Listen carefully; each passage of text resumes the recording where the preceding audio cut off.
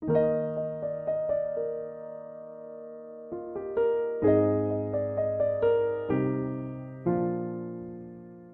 acabei de expor o livro de Gênesis na igreja, foram 50 sermões, e praticamente um por capítulo, ainda que a divisão do livro de Gênesis exatamente não seja essa a divisão natural. Vocês sabem que os capítulos e versículos do livro, ou dos livros da Bíblia, eles são posteriores, obviamente, à composição do texto original. Na verdade, foi lá por volta do ano 1000 e alguma coisa que alguém teve essa ideia brilhante de colocar os capítulos e versículos na Bíblia. Entretanto, nós corremos um risco quando a gente lê a Bíblia, entendendo que os capítulos e versículos são a divisão natural do texto. Eu vou dar o primeiro exemplo agora para vocês. A gente lê o capítulo 1 de Gênesis e fala assim, o capítulo 1 de Gênesis é a história da criação.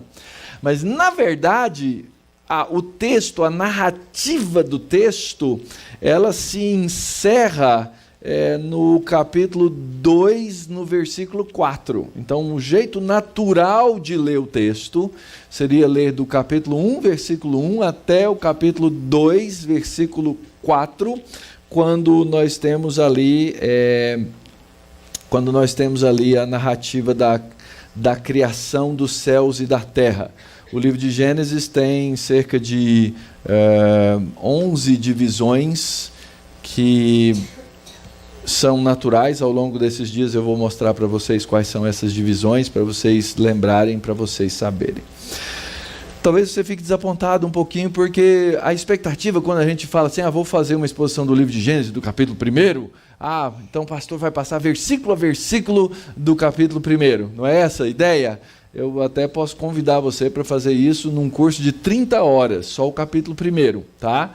Mas é muita complexidade. O que eu quero passar para vocês aqui é o conceito geral. Por que nós temos o livro de Gênesis? Para que é que nós temos o livro de Gênesis? E como nós vamos então ler e entender o livro de Gênesis apropriadamente? Essa é a minha intenção durante esses dias, para que vocês consigam, ao final desses dias, entender a mensagem do Evangelho no livro de Gênesis. O livro de Gênesis ele foi escrito para nos dar a composição, a ideia geral, o conceito geral que nós precisamos para entender o Evangelho. Se eu não conseguir entender o Evangelho, parece que funcionou, provavelmente eu não estou entendendo o começo da história. Por exemplo, você chega para alguém e diz assim, olha, Jesus Cristo veio para te salvar. E a pessoa olha e fala assim para você, me salvar do quê? O que você vai responder para essa pessoa? Como é que você entende, ou como é que o indivíduo precisa saber e entender que ele precisa de salvação? Ele precisa entender, pelo menos, a ideia básica que existe no livro de Gênesis. E tem muita gente que é salva, ou pensa que é salva, da coisa errada. Salvo da coisa errada. Não sabe exatamente do que foi salvo. Como funciona essa salvação? Como ele precisa ser trabalhado pela graça de Deus nesse processo de salvação. Então nós vamos ler os primeiros versos de Gênesis, tá?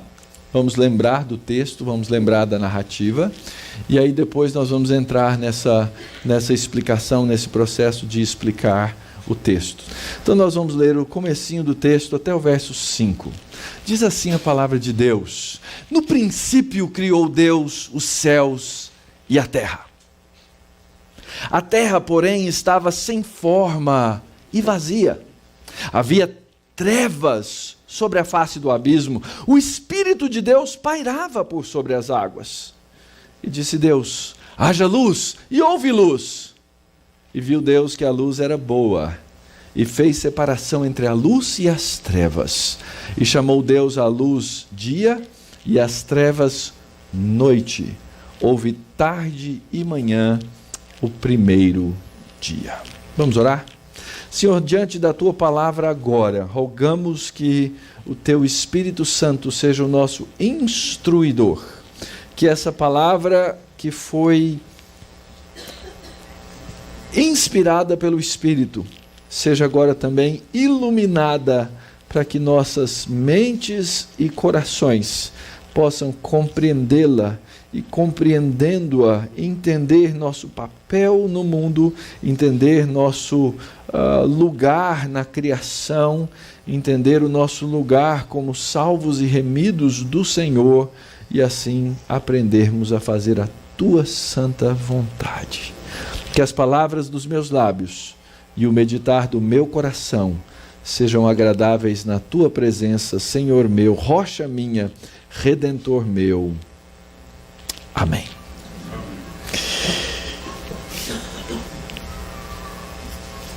Qual é o tema da Bíblia? Sobre o que é que a Bíblia trata em geral? Ontem eu dei uma palhinha para vocês. Eu falei que a Bíblia tem 4 grandes temas, nós vamos trabalhar agorinha. Segundo, o que é que o relato da criação nos ensina? Para que é que Deus resolveu inspirar e preservar esse relato de milhares e milhares de anos atrás na nossa Bíblia, na Escritura, para que em pleno século 21, no dia 31 de dezembro de 2017, nós pudéssemos olhar para esse texto, ler esse texto e aprender alguma coisa para nós. Qual a importância, então, desse relato nesse processo? Ou seja, o que é que nós vamos, tendo aprendido sobre ele, nós vamos conseguir colocar em prática na nossa vida? O que isso vai gerar na minha vida? O que isso vai gerar na sua vida? Como é que eu devo ler o livro de Gênesis? É interessante. Às vezes eu vou e pergunto para os crentes, alguns já de muitos anos na igreja, assim, quantas vezes você já leu o livro de Gênesis? Se ele faz aquele plano anual de leitura da Bíblia, ele já leu algumas vezes, porque começa por lá, não é? Mas a maioria das vezes as pessoas falam assim, olha pastor, eu tentei ler uma vez, tentei ler 2 vezes, mas é meio confuso, tem umas passagens estranhas, tem umas coisas lá que, assim, desce meio torto, é difícil de entender, eu desisti. Algumas pessoas, aliás, já me disseram, já ouvi isso várias vezes, pastor, eu não gosto de ler o Antigo Testamento. Não vou pedir para você levantar a mão, mas eu sei que tem várias pessoas que dizem isso. Por quê? Porque parece que quando lê o Antigo Testamento, parece que Deus estava meio bravo, não parece? Não é? Parece que Deus estava nervoso, parece que Deus... Pastor, lá no Antigo Testamento Deus mandou matar umas pessoas, como é que a gente faz com isso? Uma falta de compreensão geral do escopo da Bíblia, uma compreensão geral da mensagem da Bíblia. Aliás, tem gente que acha que no Novo Testamento Deus converteu, não é? Deus converteu, ele era tão bravo, chegou no Novo Testamento, ele virou amor, ficou bonzinho, mandou amar o inimigo. Ora, gente, mandar amar o inimigo está lá no livro de Levítico, não é nada novo. Aliás, no Novo Testamento, nós temos muito pouca nova mensagem. Na verdade, no Novo Testamento, nós temos o esclarecimento da mensagem que já estava no Antigo Testamento. Então, nós temos que aprender a ler esse livro, entender a sua natureza, o seu gênero, o seu lugar dentro da Bíblia.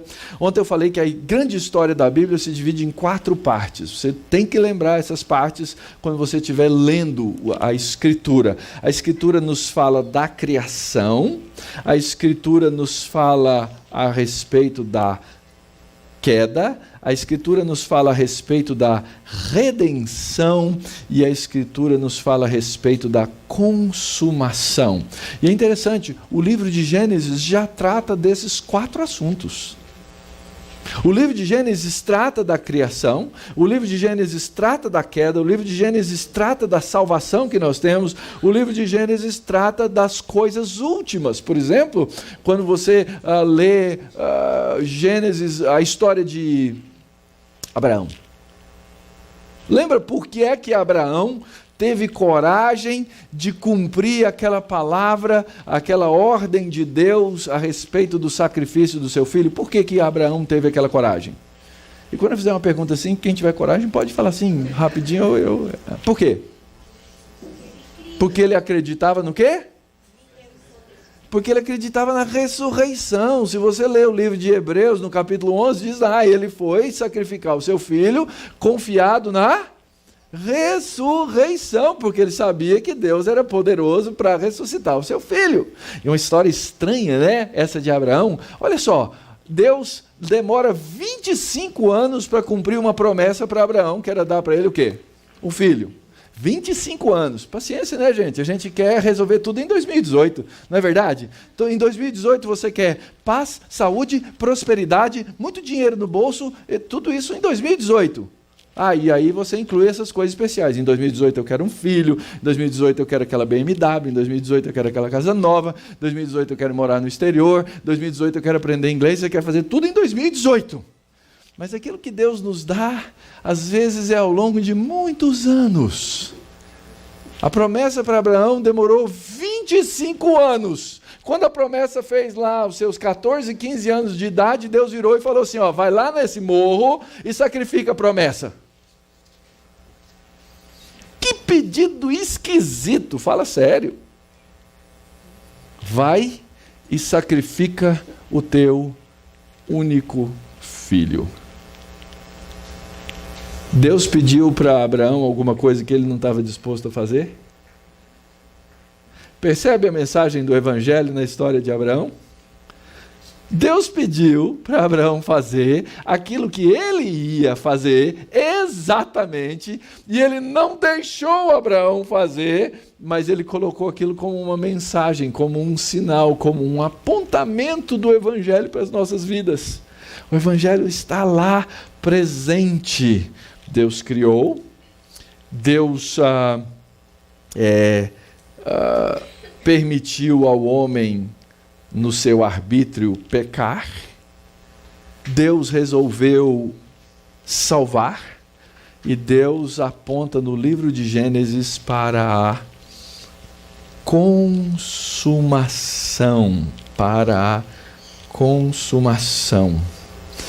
Os israelitas esperavam essas coisas.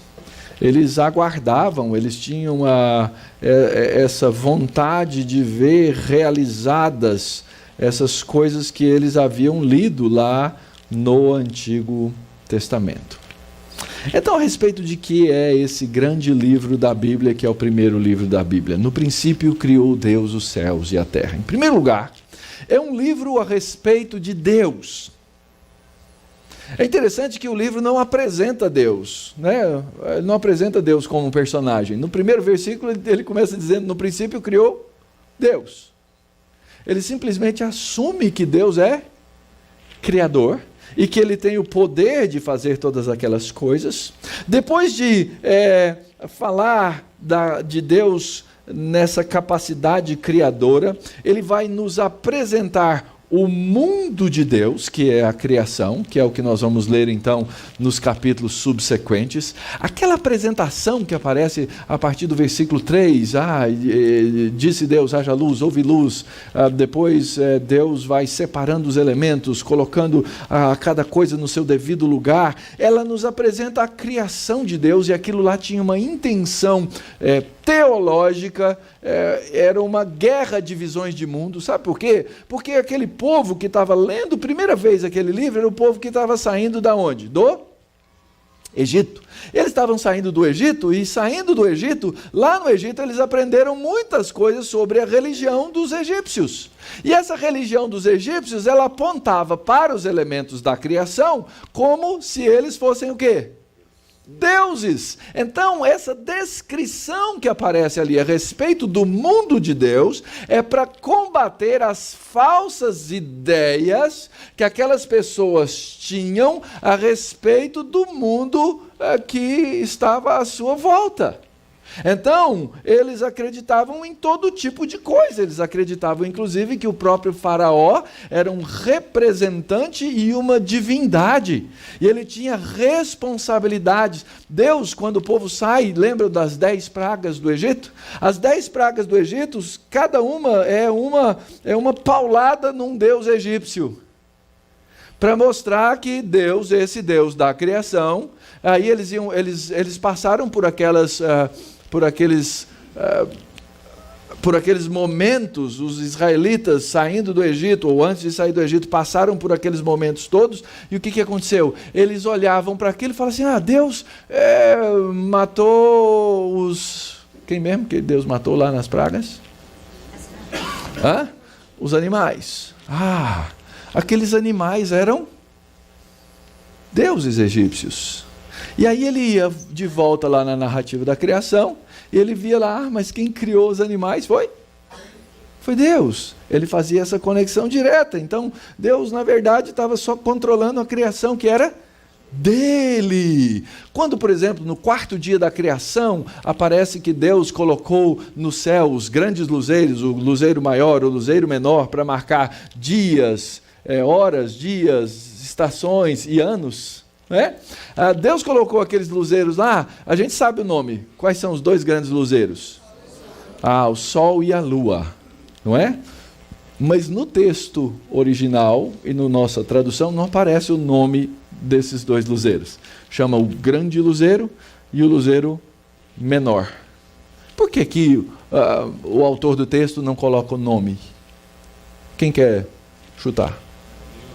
Porque eram deuses egípcios. Colocar o nome do deus egípcio ali na narrativa não era legal naquela hora. Então ele nem dá nome. Ele fala assim, eu coloquei o grande luzeiro, eu coloquei o pequeno luzeiro, e eles servem para contar os seus dias, estações e anos. Então você não precisa ler horóscopo antes de sair de casa. Porque era isso que eles acreditavam. Eles acreditavam que esses luzeiros eram o quê? Os controladores da nossa vida. Religião diferente, né? Mesma coisa hoje. As pessoas ainda continuam acreditando, cheio de superstição de todo tipo, achando que as condições, que a virada do ano é mágica, não é? Fala sério. Virada de ano é mágico. Hoje vai ser mágico. Na hora que der 12 horas e soltar aqueles foguetes aqui no Palavra da Vida, você vai ser renovado, você vai ser transformado, você será outra pessoa em 2018. Dá para acreditar, né? Mentira! Não muda nada. Mas foi o quê? Foi Deus nos dando, olha... Vamos contar o tempo? Até porque a Escritura mesmo diz que eu devo contar os meus dias para alcançar o quê? Coração sábio. Então Deus colocou essas coisas para que nós entendêssemos. É a respeito de Deus, é a respeito da criação de Deus, é a respeito dos seres que foram criados à imagem e semelhança de Deus. Então eu olho para aqui, tem gente aqui de todo formato, não é? Eu fico impressionado com a humanidade, né? A gente é composto dos mesmos elementos e quase todo mundo é diferente. Tem uns que não são, né? Mas quase todo mundo é diferente. Ora, todas as pessoas criadas e que nascem dia a dia ao redor da terra são seres criados à imagem de Deus. São seres criados à imagem desse Deus tremendo, poderoso, Criador de todas as coisas e meu Criador.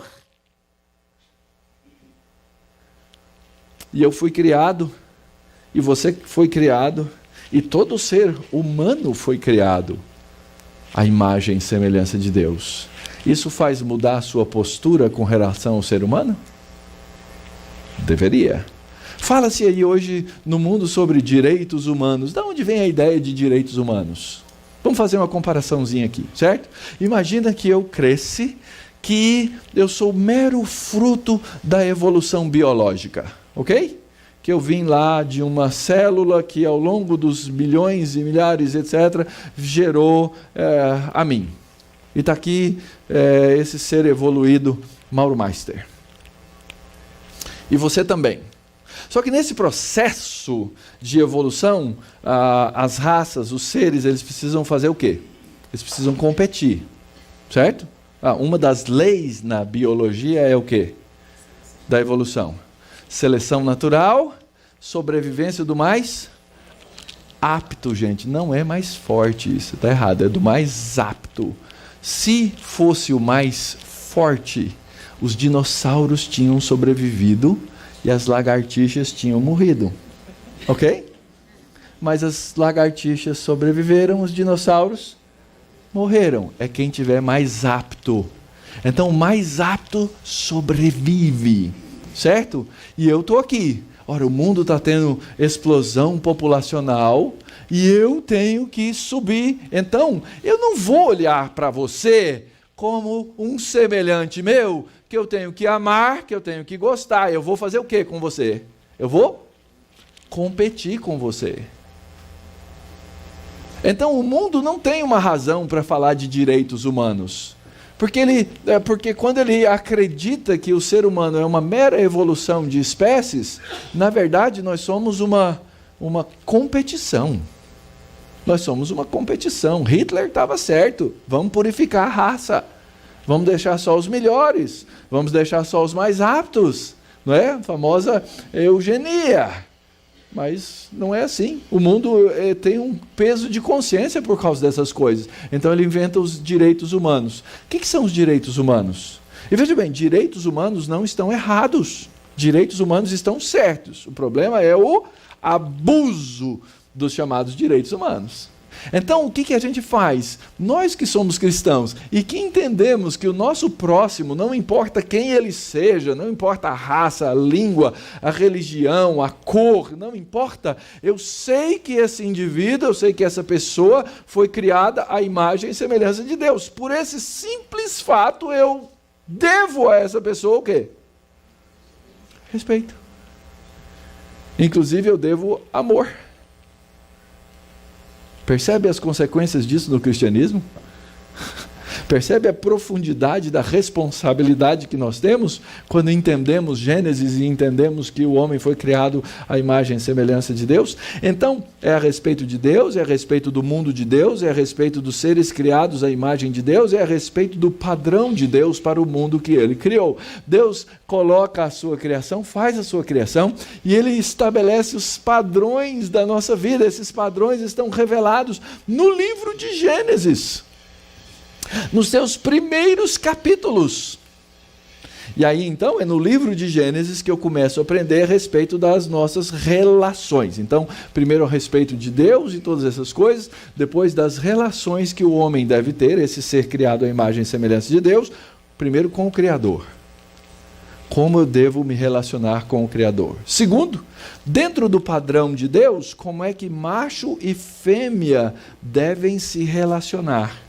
Terceiro, como é que esse ser criado à imagem e semelhança de Deus deve relacionar-se com o mundo criado por Deus? Então essas três coisas são fundamentais e elas vêm do livro de Gênesis. E por último, é a respeito de Deus e todas essas coisas, é a respeito dessas relações e é a respeito da missão de Deus. O que você acha que deve ser a missão de Deus na Bíblia? O que você acha que é a missão de Deus? O que Deus tinha intenção de fazer? O que eu aprendo aqui no livro de Gênesis? Ok, a glória dele, não é? A gente costuma, na Igreja Presbiteriana do Brasil, nós temos um catecismo, chama-se o catecismo. Temos dois catecismos. No catecismo maior de Westminster, a primeira pergunta, todo bom presbiteriano sabe, só a primeira, tá? Mas é assim. Primeira pergunta: qual é o fim principal do homem? E a resposta?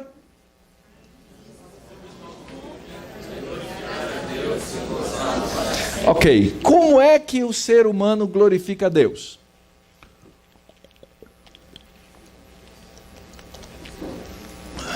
Por que eu digo que o fim principal do homem é glorificar a Deus? Onde é que eu aprendo isso, gente? Na Bíblia como um todo. Mas vamos raciocinar aqui. Deus pega e cria um ser à sua imagem, conforme a sua semelhança. Aí ele pega esse ser e diz o seguinte: sede fecundos, multiplicai-vos, enchei a terra. Vai por todo lado dessa terra. O que Deus estava falando quando ordenou o homem encher a terra?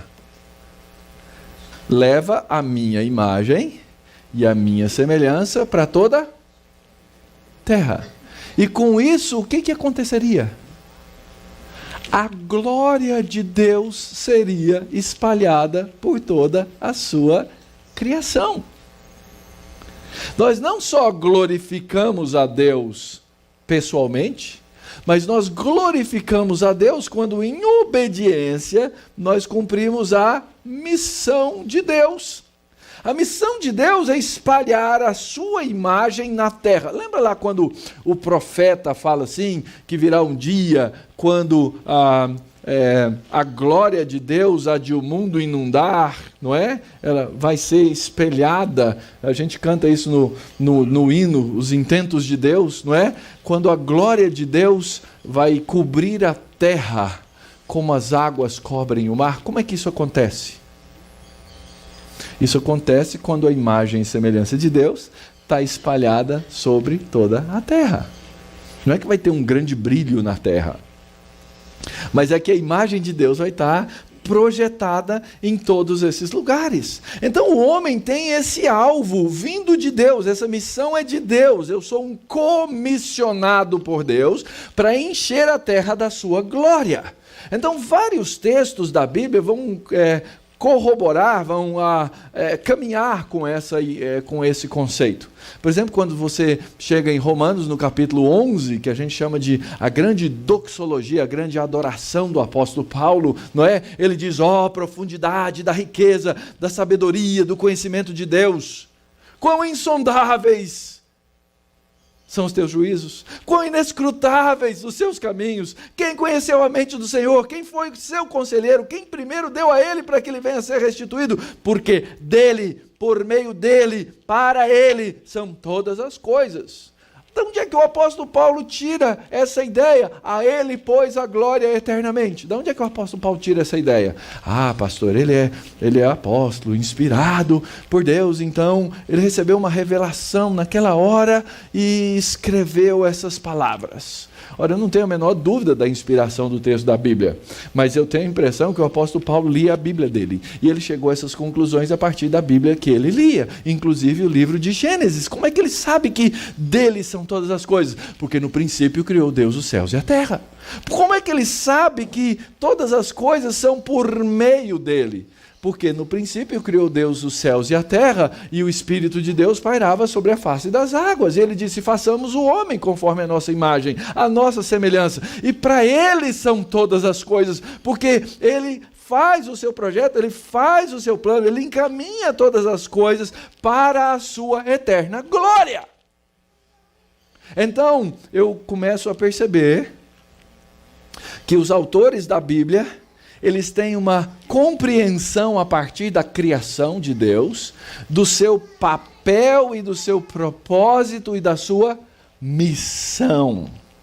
Outros textos, por exemplo, 1 Coríntios 10, portanto, quer comais, quer bebais, ou façais outra coisa qualquer, fazei tudo para a glória de Deus. A gente sabe que Paulo estava numa controvérsia lá com aqueles irmãos de Corinto, porque eles estavam lá discutindo se iam comer carne comprada não sei aonde, e se podia, lá o açougue, o dono sacrificava aos ídolos, se podia comprar carne lá, se não podia, era um enrosco danado. E o apóstolo Paulo falou assim, vocês ficam se pegando com picuinha, quando vocês tinham que entender o projeto maior. Você tinha que entender que se você come, e comer é a coisa mais comezinha da face da terra, não é? Você come todo dia, fala sério. Quem tem jejum aqui hoje? Não vejo nenhuma mão levantada, né? Então você já comeu hoje. A minha pergunta é, você comeu para a glória de Deus? Tomou café? Tomou suco de laranja? Você bebeu para a glória de Deus? Como é que você sabe que você faz isso? Porque o apóstolo Paulo está dizendo que se eu comer ou se eu beber, eu tenho que fazer para a glória de Deus. Como é que... não, eu orei antes. Não, isso não tem a ver com a glória de Deus. Isso tem a ver com... lógico, dentro do pacote todo tem. Mas não é porque eu orei antes que eu comi para a glória de Deus. Não é porque eu orei antes que eu bebi para a glória de Deus. Significa que tem que existir na nossa vida uma certa intencionalidade das coisas, que façam com que o meu coração, com que a minha mente, com que o alvo da minha vida seja a glória de Deus. E aí as coisas que eu vou fazendo ao longo da minha história, elas são um processo de imitação de Deus, porque eu sou feito à imagem e semelhança dele, para que o nome dele seja glorificado. Significa encontrar prazer nas coisas de Deus. Significa encontrar alegria nas coisas de Deus. Significa ter a Deus como o centro de todas as coisas na minha vida e na minha existência. Significa tê-lo como o alvo último, aquilo que eu mais almejo, aquilo que eu mais desejo na minha vida, em contraste com todas as propostas que existem ao meu redor. Esse Salmo 73 é o salmo do regente do coral lá de Jerusalém, no templo, seu Asaf. É muito interessante.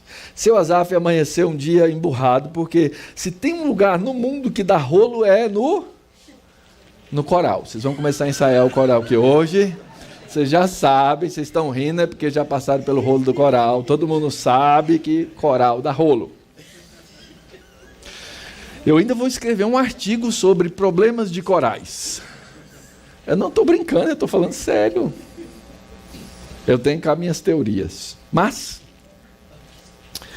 seu Asaf era coral, era tempo integral, ele era levita, então ele dirigia o coral. E os levitas tinham várias categorias, né?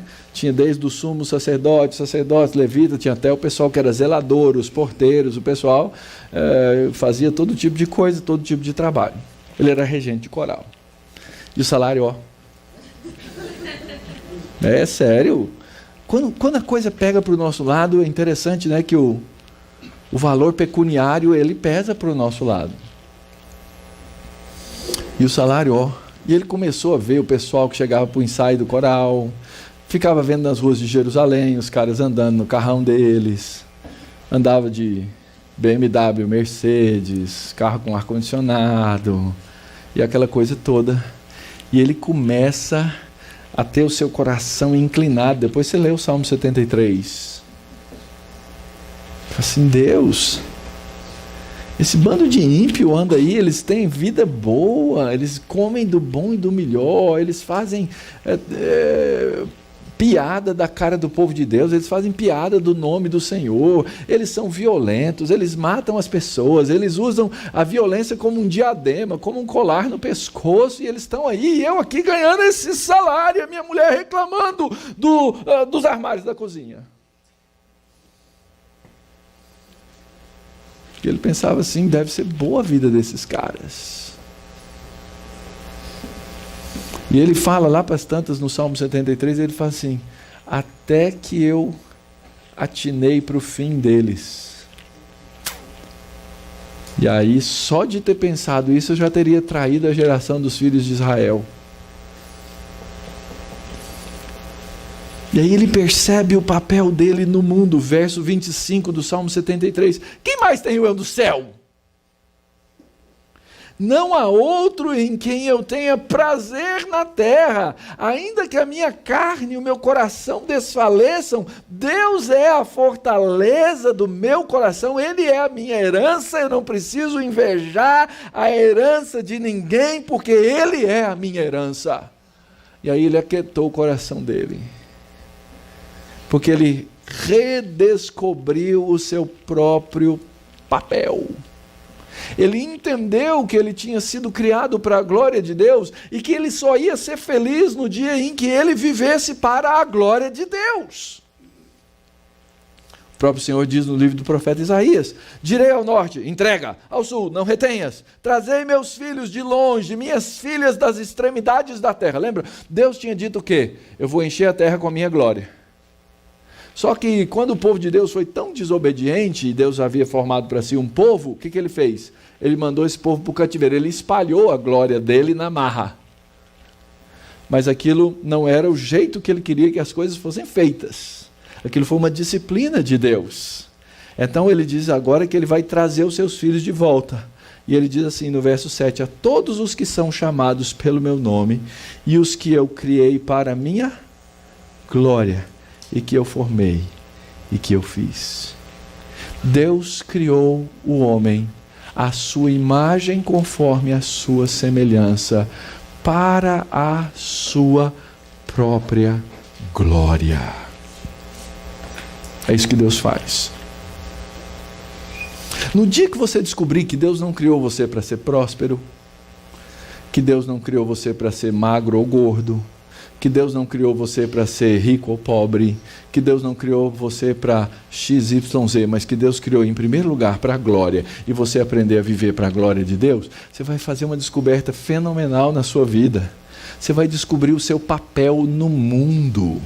E quando você descobre o seu papel no mundo de Deus, você tem plenitude de alegria no coração. Não importa se você é gordo ou magro, rico ou pobre, não importa. Não importa. Porque é importante entender isso, porque a gente ouve cada mensagem esdrúxula sendo falada em nome do Evangelho, em nome da Bíblia por aí, no meio dos chamados evangélicos no gospel do Brasil, que me deixam envergonhadas, porque elas envergonham a Bíblia. Então, é uma descoberta do nosso papel no mundo de Deus. O que a gente aprende sobre Deus nesse texto? Primeiro a gente aprende sobre o caráter dele. Ele é extremamente bondoso e providente. Essa é uma das grandes mensagens que aparece no primeiro capítulo de Gênesis. Você vê que Deus não vai criando as coisas e deixando-as no vácuo. Não, ele cria uma coisa com um propósito para que a próxima coisa seja criada. O planejamento de Deus é perfeito. Agora, é interessante que o que marca o plano de Deus é a sua bondade. Esse Deus que ama a sua criação. Eu não sei se você já leu. Qual o versículo mais conhecido da Bíblia? O que diz João 3,16? Tá bom, só até aí. Deus amou o quê? Ok. Ele amou, sabe qual é a palavra que aparece ali? Cosmos. Deus amou a sua criação. Essa criação, obviamente, envolve aqueles que foram criados à imagem e semelhança, então ele envia o seu filho para que eles possam ser salvos por ele. Mas ele ama a sua criação como um todo. Tanto é que a gente fala de céu, hoje à noite, na virada, a gente vai falar qual a nossa esperança do céu, e de fato, né, enquanto estamos aqui, a nossa esperança é do céu. Mas existe, lembra que eu falei de consumação? O nosso destino final não é o céu. Não é o céu. A gente sonha com o céu, a gente almeja o céu, mas o nosso destino final é a nova terra. Leia a sua Bíblia. O nosso destino final é a nova terra. Deus vai pegar e vai refazer os elementos e vai nos colocar para viver aqui nessa nova criação dele, e nós vamos desenvolver as coisas que ele nos ordenar fazer. Porque Deus ama a sua criação como um todo. Nós descobrimos logo no primeiro capítulo que Deus tem uma pluralidade. No versículo 1, no princípio criou Deus, Elohim. No versículo 2 diz assim, e o Espírito de Deus, Ruach Elohim. Então eu tenho um Espírito de Deus. Quando eu chego lá no versículo 27, o texto diz assim, façamos o homem. Quem façamos? Quem está batendo papo ali? Quem está trabalhando nesse conselho? E a gente vai descobrir, lendo a Escritura como um todo, e ler a Escritura como um todo, que no princípio era o Verbo, e o Verbo estava com Deus, e o Verbo era Deus pela sua palavra criou todas as coisas. Nós temos o conselho trinitário, Deus Pai, Filho e Espírito Santo presente nesse primeiro capítulo da Bíblia, trazendo esse conselho divino e dizendo: façamos o homem à nossa imagem conforme a nossa semelhança. Então, quando a gente lê Gênesis capítulo 1, nós conhecemos o caráter de Deus. E é interessante, queridos, conhecer o caráter de Deus é fundamental para que eu viva uma vida aqui equilibrada. Sabe por quê? Hoje, dia 31, eu vou completar 28 anos de ministério pastoral. Por volta das 11 horas da noite eu fui ordenado pastor. Eu posso dizer que eu tenho uma vida boa. Tenho sim, claro. Bons filhos, excelente esposa, lembra? Esposa acima dos filhos. Tem uma revolta em casa, assim, sabe? Não é? Excelente esposa, bons filhos. Mas eu já passei por muita coisa na vida. Coisa difícil. Na hora que o calo aperta, na hora que a dor vem, a gente começa falando assim: e aí, Deus? Qual que é a sua? Está doendo. O senhor não vai olhar para mim, não? Quando é que o senhor vai me tirar dessa? O coração da gente começa a ficar igual de Asaf. Sabe o que nos sustenta? Conhecer o caráter de Deus, Ele é bom. Então, aí eu vou confiar naquelas palavras lá de Romanos, capítulo 8. Na hora que o calo aperta, eu sei que o calo apertado coopera para o bem daqueles que amam a Deus. Quando a dor vem, eu descubro que a dor coopera para o bem. Já traduziu esse versículo desse jeito? Quando você estiver apertado, quando você estiver com o coração dolorido, quando você estiver inconformado, quando você confrontar a morte, quando você confrontar a doença, leia esse versículo de Romanos capítulo 8 dessa maneira. Coloca esse problema no comecinho do verso. Tira todas as coisas e coloca essa coisa. E você vai aprender a confiar no caráter de Deus. Sabe por que isso é importante? Porque se eu não confio no caráter da bondade de Deus, eu sou como um órfão no mundo. Eu não tenho chão, eu não tenho teto, eu não tenho raiz, eu não tenho fundamento. Não aceitar e assimilar a soberana vontade de Deus é viver no mundo sem nada. Eu sei, família é importante, não é? Eu acho muito legal família. A gente tirou uma foto de família lá no Natal em casa, bem legal, assim. Minha mãe e os 4 filhos, depois as noras, depois os filhos, depois os netos, né, com as esposas, depois os bisnetos. Então, de um casal, surgiram aí mais de 30. É muito legal. Mas família morre.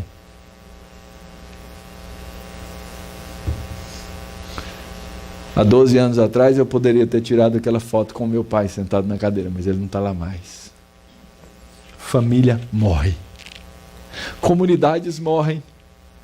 Deus não morre. Ele é o Senhor de todas as coisas. Na sua bondade, vivendo no mundo de Deus, entendendo o nosso lugar no mundo de Deus, nós aprendemos sobre o seu caráter. Aprendemos sobre como Ele criou e fez as coisas de maneira bela. Eu não vou entrar nos detalhes, mas é fato que o que está na Bíblia, eu não tenho por que duvidar disso, é Deus criando todas as coisas. Eu sei que tem várias teorias, tem uma brigaiada de criacionismo, X, Y, Z, etc. e tal. Não é esse o meu ponto. Meu ponto é que o que está narrado na Bíblia são atos de Deus, e o que está na Bíblia narrado são fatos. A criação de Deus é história de Deus. A história de Deus começa com aquela narração. Ela tem uma ordem, ela tem um progresso de ordenação, ela tem um planejamento e ela tem um resultado. Isso é uma lição tremenda para nós. Cada dia da criação, à exceção de um, e a gente tem ali teorias diferentes por que não teria essa expressão, cada dia termina assim: e viu Deus que isso era bom para quê?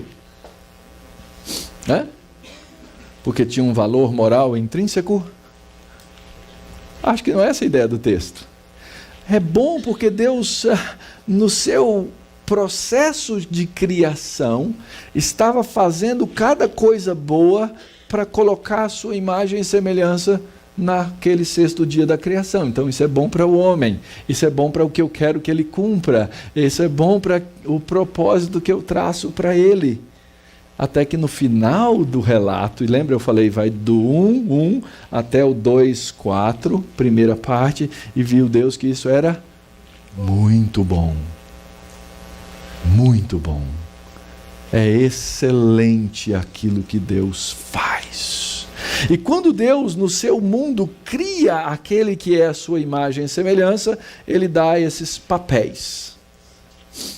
Interessante isso. Eu posso ver a glória de Deus na criação de Deus de maneira geral? Posso. Eu sempre conto essa historinha, você já deve ter ouvido, porque eu gosto de contar. Nós estávamos num acampamento e alguns aqui conhecem o Salomão, estudava física na época ainda, acho que ele não tinha nem formado. Ele tirou a gente assim, do acampamento para um lado mais afastado, e aí ele começou a mostrar para o grupinho as estrelas. Olha, isso aí que tal, essa aqui é a ursa maior, a ursa menor. A gente finge que entendeu e tal, né? Ah, que lindo, que bacana, né? É igual o ultrassom de bebê, já viu o ultrassom? Ah, olha, aqui está a perninha, claro. E tal. Agora tem 3D, né? Mas na minha época era aquela mancha, assim, aquele negócio, eu não entendia nada. E ele foi explicando lá, e eu fui olhando, ok e tal. Até que eu estava lá, olhando para cima, contemplando aquela coisa toda imensa. Ele chegou por trás de mim assim, falou: pastor, tá vendo essa nuvenzinha, essa coisa branca aqui assim? Falei, finalmente eu vi alguma coisa, né?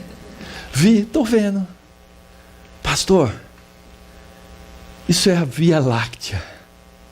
É o lugar aonde a gente mora.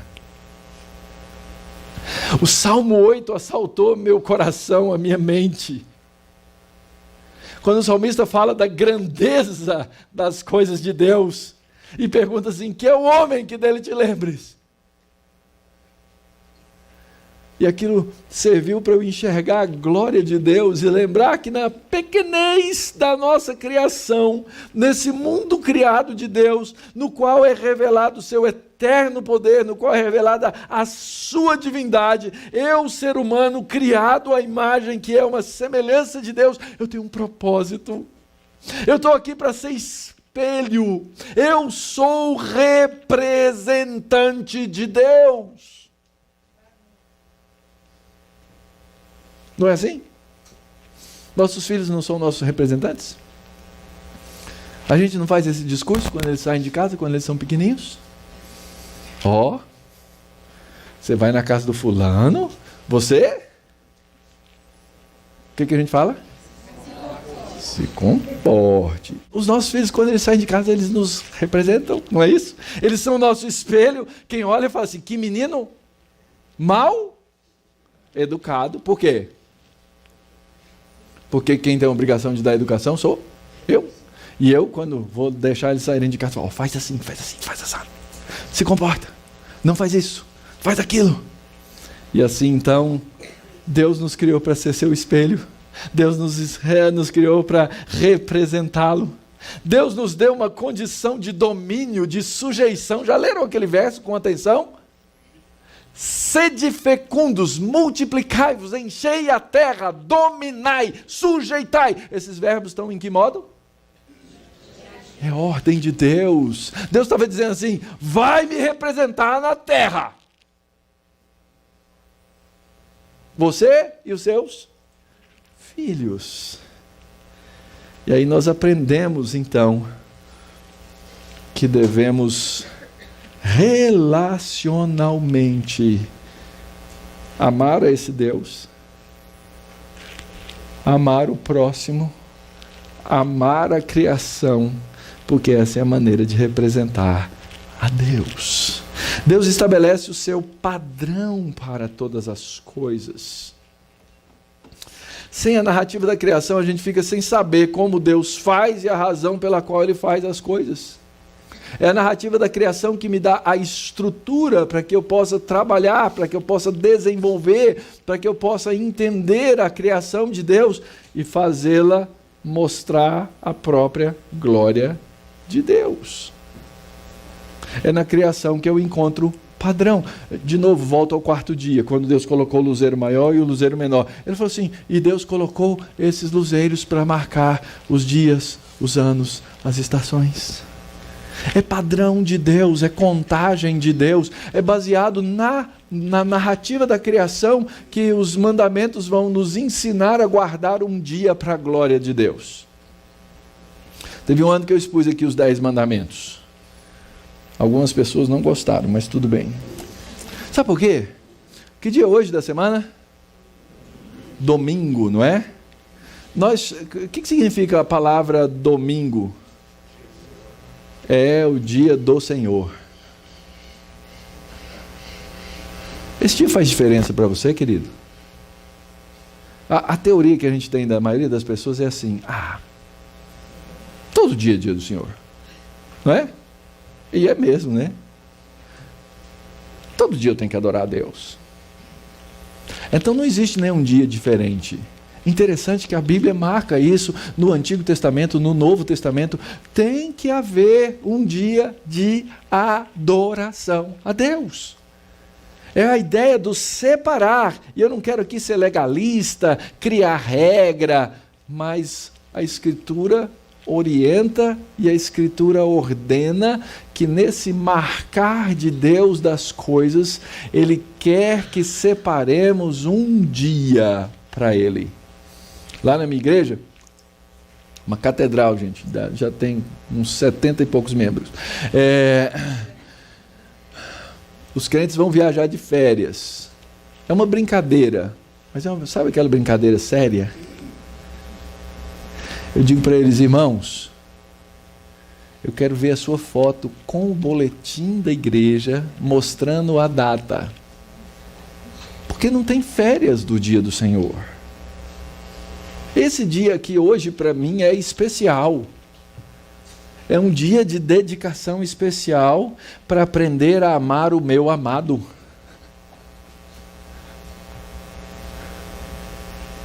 Mas a gente relaxou tanto nisso na igreja contemporânea que você tem 2 grupos. Ou tem o legalismo extremado de um lado ou o relaxismo absoluto do outro. E não tem mais dia do Senhor. Todo dia é dia do Senhor? Todo dia é dia do Senhor. Cuidado. A Escritura estabelece padrões. É nos dias da criação que o livro de Êxodo vai estabelecer o chamado 4º mandamento. Não é isso? Padrão de Deus. Então, quando a gente conhece a narrativa da criação, a gente entende inclusive os padrões da própria lei de Deus e o padrão das relações que devemos desenvolver dentro dessa criação do Senhor. Quando Deus nos cria a sua imagem conforme a sua semelhança, Ele faz o quê? Ele nos permite ter com Ele o quê?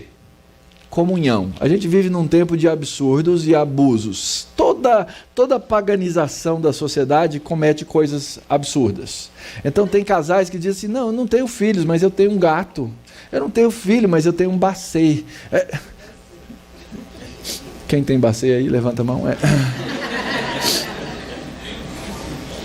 Cuidado, gente. Deus nos ordenou ter comunhão. E Deus não tem comunhão com gatos.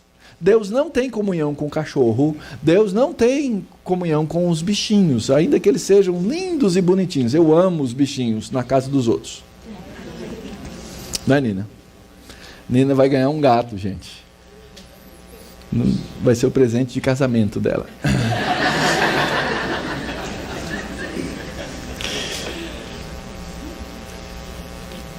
Nós só mantemos comunhão com aqueles que são a nossa imagem e a nossa semelhança. Deus nos dá a coisa melhor da face da terra: a capacidade de ter comunhão com Ele, a capacidade de ter comunhão uns com os outros. Ele nos dá bênção, mandato e empoderamento. Eu já citei o texto de 1:28. Deus os abençoou e disse. Primeira coisa, eu tenho que explicar sempre isso. O que é Deus abençoar? Veja bem, se eu chego aqui para você e falo assim, ó, Deus te abençoe. Pega na minha mão, vai. Deus te abençoe, irmão. É um desejo que eu tenho para você. Só que a minha palavra não tem absolutamente nenhuma capacidade de fato abençoar você, exceto o sentimento que você pode ler de eu desejar te abençoar. Agora, se você chegasse para mim e falasse assim, pastor, estou morrendo de fome, e eu chegasse assim para você, meu irmão, vai, você tem que interagir aqui. Deus te abençoe, eu te abençoei na sua fome. Não, você continua com fome. Para eu te abençoar, eu tenho que fazer o quê? Te dar comida. E aí todas as implicações. Pelo porte deve comer bem, né? Vai dar problema. Né? Vai dar problema. Eu vou ter que, para abençoar, eu vou ter que tirar da minha comida para você. Eu tenho que pôr a mão no meu bolso. A última coisa a ser convertida no corpo do ser humano. Quando Deus fala, a mera palavra de Deus abençoa. Então, quando Deus disse assim, Deus os abençoou e disse, Deus estava abençoando de duas maneiras. Dando a ordem, sede fecundos. Ao mesmo tempo em que Ele manda ser fecundo, Ele empodera para ser fecundo, Ele dá fecundidade. Sede fecundos. Ao mesmo tempo em que Ele ordena multiplicar, Ele dá o poder para multiplicar. Ao mesmo tempo em que Ele manda dominar, Ele dá a capacidade de domínio. Ao mesmo tempo em que Ele manda sujeitar, Ele dá a capacidade de sujeição. A bênção de Deus é assim. Ela vem pela palavra dEle, e o homem então recebe ordem e capacidade de cumprir a palavra de Deus.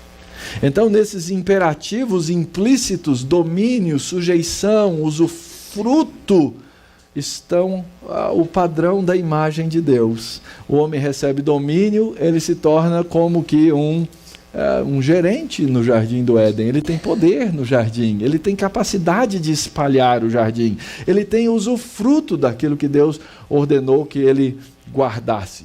Já deu 1 hora? Gente, eu falo demais, meu Deus. Ele deu usufruto ao homem dessas coisas todas. Deus, na sua bondade, faz isso. E Ele faz isso para quê? Para que nós tenhamos a capacidade, a condição de desenvolver, nesse fazer de todas essas coisas, os nossos relacionamentos. O relacionamento com o Criador, o relacionamento com a criação, o mundo à nossa volta. Por que a gente tem coisas e problemas, e destruição e etc e tal? Porque a gente não sabe se relacionar com o Criador, porque a gente não sabe se relacionar com a própria criação, e porque nós temos dificuldade de relação entre nós mesmos. Boa parte de vocês aqui é casado. Quem ainda aqui, quem está noivo, levanta a mão. Vamos descobrir aí. Quem sabe seu pai descobre agora. Só um lá, né? Oh, eu não sabia. Tá. Então, pronto. Não é só para você, tá? É para todo mundo, mas eu vou personalizar a coisa, tá? Você está noivo da moça, Juliana está lá, ela nem está ouvindo, depois você passa a gravação para ela. E vocês estão casando na busca de realização, ou vão se casar na busca de realização. Já vai fazer o convite aí para todo mundo? Que dia é? Na busca, ninguém casa para quê? Ninguém. Ainda que eu diga em todo casamento, cerimônia de casamento, que eu faço, olha, se você está casando para ser feliz, cai fora antes. Se você está casando para fazer o outro feliz, vai fundo, porque esse é o projeto de Deus. Se você se casa para você ser feliz, você está errado nos votos. Se você casa para fazer o outro feliz, você está acertando nos votos. É isso que a Escritura ensina, essa é a orientação da Escritura a respeito de casamento. Então nós nos casamos para isso. Mas é lógico, eu quero viver bem com a minha esposa. Agora, dos que estão casados aqui, como forma de testemunho para o irmão que vai se casar e incentivo, ok? Você que nunca brigou com a sua esposa ou com o seu cônjuge, levante a mão.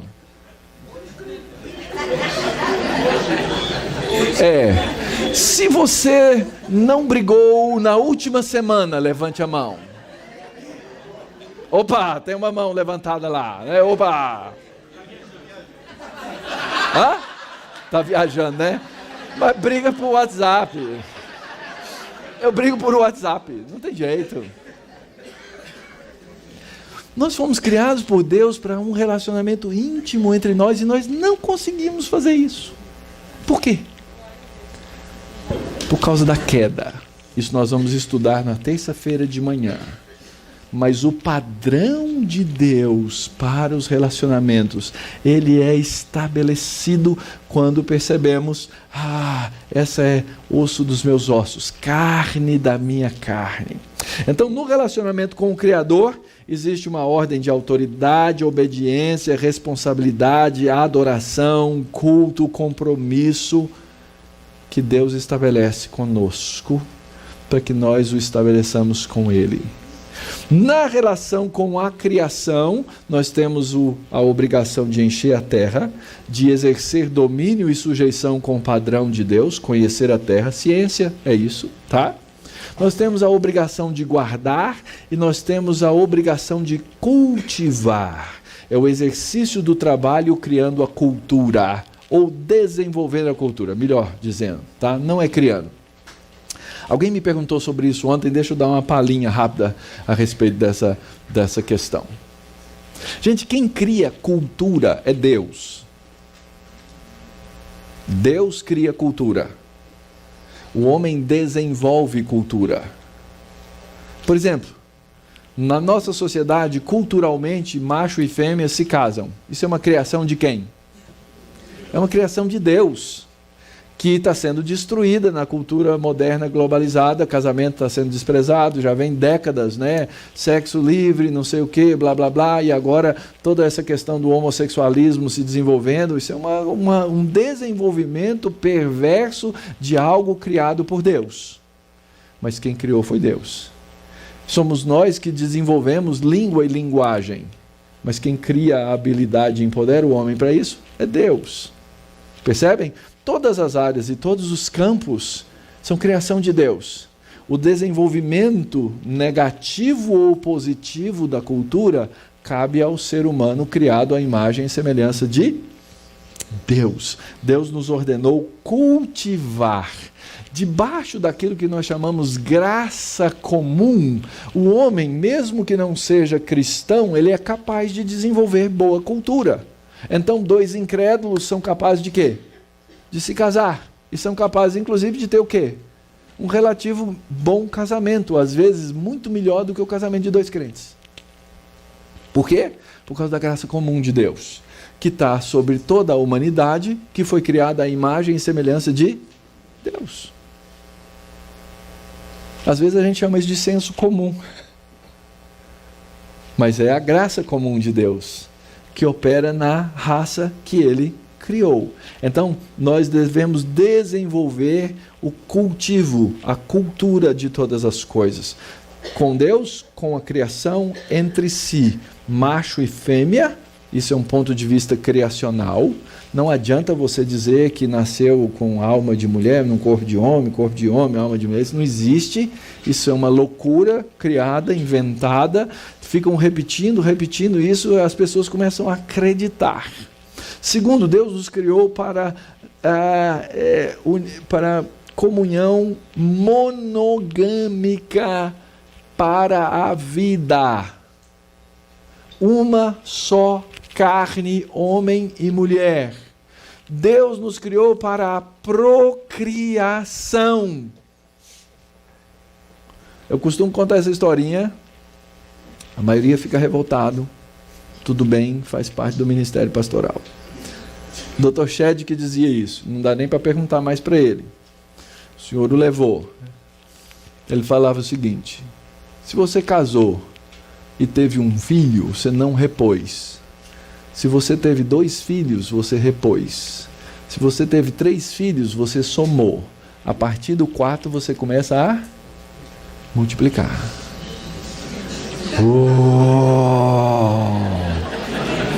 Ei. Daqui a pouco começa a voar as Bíblias. Pá, pá. E eu posso falar mal de vocês porque eu só tive 2. Tá? Vai lá. Aí vem, no final, vem todo mundo, não, mas é multiplicar por 1, é multiplicação. Racionalização, uma coisa fruto do pecado. Tá? Por que é que nós não temos mais filhos? Quais são as nossas razões? 1. Caro! Eu tenho uma planilha de Excel do primeiro filho que começa com o valor do exame de gravidez. Está lá, custa caro mesmo. 2, qual a outra razão? Dá trabalho. Ter filho dá um trabalho lascado. Gasta o seu dinheiro e gasta a sua energia. 3, vivemos num mundo mau. Como vou colocar filhos num mundo horrível como esse? 4 razão. Nós compramos uma mentira chamada explosão populacional. Superpopulação vai acabar com os alimentos do mundo. E nós vamos ver as pessoas passarem fome. E eu gosto das minhas gordurinhas. Então, não vou. Nós secularizamos as razões para não termos filhos. Sabe o que vai acontecer? O que vai acontecer é que em 2017, a previsão é 2050, alguém faça a conta aí, em quantos anos? O cristianismo será uma população minoritária no mundo. Nós vamos ser minoria. Ah, mas a gente pode resolver isso pela evangelização. Gente, é mais fácil ter filho. Lógico que nós temos que evangelizar. Os eleitos de Deus estão espalhados no mundo. A gente tem. Mas quem sabe os eleitos de Deus estão aí no seu sêmen. Mas a gente não quer ter os filhos. São nossas decisões secularizadas. Porque nós temos essa ideia, esse conceito de que eu tenho que viver no bom conforto do mundo.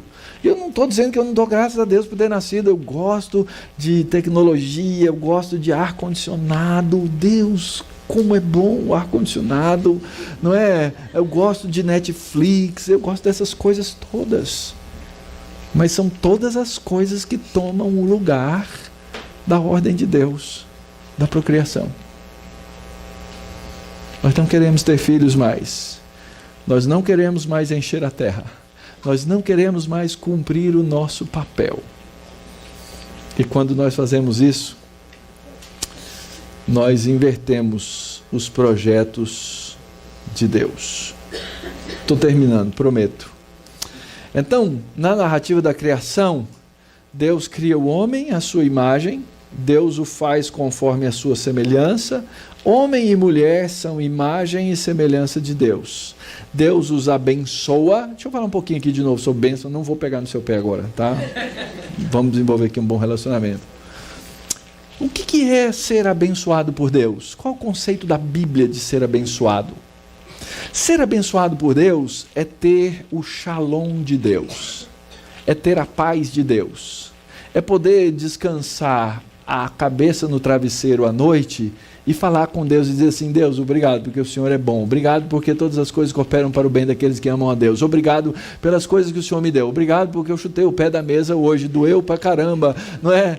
É agradecer a Deus por todas as coisas e ter paz e saber assim, eu não estou devendo nada para Ele. Porque se você for deitar devendo para Deus, é pior do que dever para filho. Quem tem filho aqui sabe, já deveu 10 reais para seu filho, é quase a porta do inferno, né? Para. É pior do que dever para pobre, tá? E é pior do que dever para a Receita Federal. São coisas que não te dão paz. Mas dever para Deus é não ter o shalom de Deus, é não ter a paz de Deus, é não estar cumprindo o seu papel. Quando Deus abençoa, diz: vai e cumpre esse papel, filho. Lembra da bênção arônica? Que o Senhor te abençoe e te guarde, que o Senhor faça resplandecer o rosto sobre ti, que o Senhor tenha misericórdia de ti. Sabe o que aquele texto significa? Significa que Deus está lá de cima, olhando assim, ó, e quando Ele olha para você, Ele tem um sorriso nos lábios. Isso é Deus ter o rosto. Outros textos da Bíblia dizem assim que Deus virou o rosto do seu povo. Ah, que coisa terrível! Quando Deus vira o rosto do seu povo, esse povo perde o shalom, perde o propósito, perde o alvo. Missão de Deus, queridos, é a proposta de Deus desde o início, de trazer glória ao seu próprio nome. Ele precisa disso, Ele quer, Ele é Deus. O propósito final da criação de Deus como um todo é glorificar o nome do próprio Senhor. Como é que a gente faz isso? A gente faz isso crendo na palavra dele. Isso funcionava no Jardim do Éden. Deixa eu explicar para vocês. A gente às vezes acha que o elemento fé é um negócio depois da queda. Ah, depois o homem precisa de fé para ser salvo. Não mas não é só isso. Lá no Jardim do Éden, o homem precisava o quê? Crer em Deus. Ele via Deus, ele conversava com Deus e ele ouvia a Deus. Deus disse: olha, dessa árvore você come, das outras também, dessa aqui você não come. No dia que você comer, você vai? O que o homem fez? Ele falou assim: duvido. Ele não exercitou o quê? Fé. O homem foi chamado para exercer fé, e exercer a fé significa viver em obediência a Deus. Então, quando é que eu tenho shalom? Eu tenho shalom quando eu não vivo para mim mesmo. Eu tenho shalom quando eu vivo para Deus. Paulo em Romanos 14, porque nenhum de nós vive para si mesmo, nem morre para si mesmo, porque se vivemos para o Senhor, vivemos, se morremos para o Senhor, morremos, quer pois vivamos ou morramos, somos do Senhor. Se você entende que você é dele, você aprende a viver para ele, você aprende a viver por ele. Isso faz toda a diferença.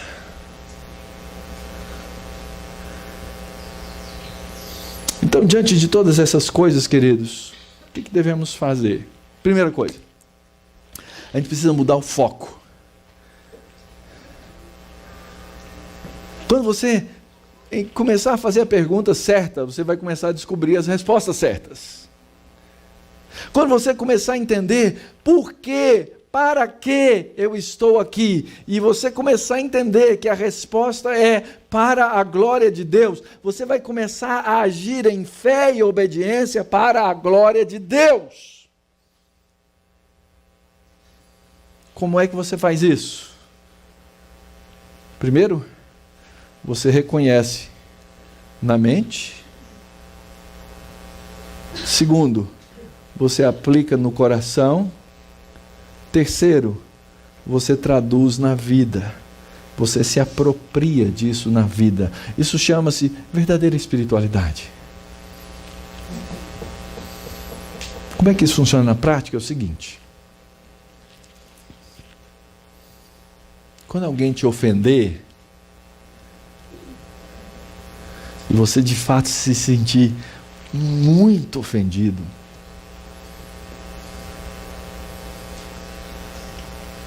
e por causa do seu pecado, você vai pensar a primeira coisa na sua mente, no seu coração, ou vem do coração para a mente, aí já não sei quem vem primeiro. Você vai pensar assim: vou pagar com a mesma moeda. E correções monetárias. Aí você vai lembrar da palavra de Deus, que diz assim: não paguem o mal com o mal.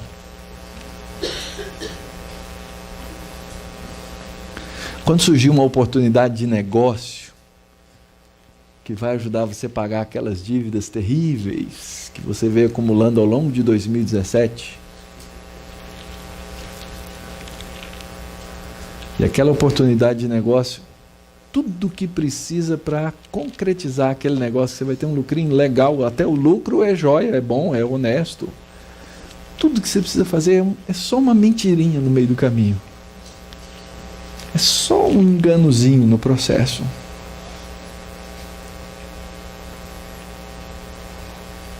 Você vai lembrar que a mentira não pertence aos filhos de Deus e que o pai da mentira é o diabo.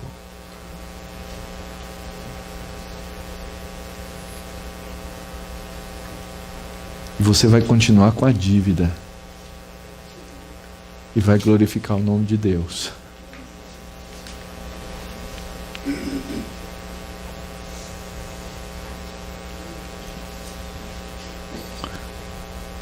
Quando seu filho se comportar mal publicamente e aparecer aquela raiva no coração que aparece, gente, eu já ensinei tudo para esses meninos, por que eles vêm fazer isso no meio do PV, no salão do almoço?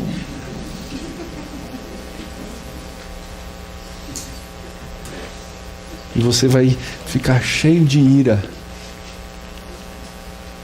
Você vai lembrar da palavra de Deus que diz assim: pais, não provoquem seus filhos à ira. E aí mais tarde você vai aplicar os princípios da palavra de Deus de amor e disciplina com seus filhos. Percebe que nós glorificamos a Deus nas grandes e nas pequenas coisas. Na educação, nas relações, na nossa vida moral, na nossa ética. Foi para nos ensinar essas coisas que o livro de Gênesis foi escrito. Para que aprendêssemos o nosso papel de honrar a Deus em todas as coisas. Vamos orar? Senhor, nós agradecemos por esse tempo aqui juntos, por estarmos diante da Tua palavra, pelo Teu Espírito Santo que nos orienta, e pedimos, ó Deus, que a Tua misericórdia nos cubra, reconhecedores que somos, ó Deus, do nosso pecado, das nossas incapacidades, das nossas fraquezas. Tem misericórdia de nós, ó Deus. Estamos terminando mais um ano e sabemos que não há mágica na entrada de um novo, mas pedimos, ó Deus, que a partir de agora e por todo o próximo ano que teremos, que a Tua palavra seja clara em nós, para que, como imagem e semelhança que somos do Senhor, possamos também ser manifestação clara da Tua glória. Usa de misericórdia, Pai, ensina-nos a amar uns aos outros, a espelhar a imagem do Senhor para o nosso próximo aqui nesses dias. Nos dá alegria, que sejamos bênção para a família uns dos outros, que sejamos bênção para os filhos uns dos outros e cresçamos no amor do Senhor. É a oração que fazemos agradecidos no nome de Jesus. Amém.